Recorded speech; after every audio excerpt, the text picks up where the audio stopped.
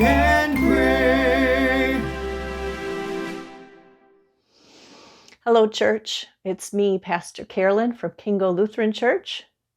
Today I'm going to read a story called Jesus is Betrayed out of the Spark Story Bible. 468 is the page. And we normally hear this story and read this story as a group together in the last week of Jesus' life, which is called Holy Week. And typically we would hear this on Maundy, Thursday, or Good Friday. And let's get into the story and read about what is happening in Jesus' life and with his friends as well. Jesus had a good friend named Peter who was there when Jesus healed people and made miracles happen. Jesus liked Peter so much, he gave Peter the nickname, the Rock. Jesus had another friend named Judas. Jesus, Peter, and Judas and the other disciples spent lots of time together.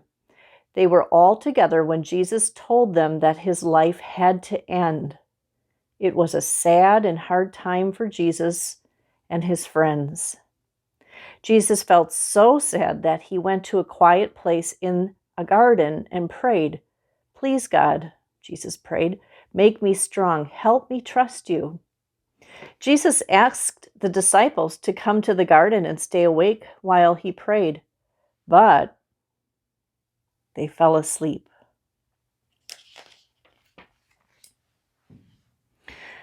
"Wake up, wake up, wake up," Jesus told the disciples 3 times. When Jesus finished praying, it was time for them to go and face hard things. Even though Jesus had many friends, he had some bad enemies too. Some people were scared that Jesus would change the world too much with love. Looks like these Roman centurion guards need some love. Judas got scared too. He let Jesus down. Judas told some of Jesus' enemies where Jesus was. When soldiers came to the garden, Judas kissed Jesus on the cheek to show them who they were looking for. The soldiers took Jesus away. Judas and Peter ran away and hid. They were so scared. There we see Judas and Jesus and the Roman guards coming to get Jesus. Later, Peter waited outside the place where Jesus was on trial. A girl saw Peter and said, "He's a friend of Jesus. He's in trouble too." Peter wanted to help his friend Jesus, but he was scared, so he pretended he didn't know Jesus. "I don't know him." See, Peter's kind of cowering away from that girl, saying, "I don't know him. I don't know him. I don't know him," Peter said. His lie made him feel even worse inside. Peter ran away again. He cried and cried. Peter felt so sad for Jesus. Peter felt very, very sorry.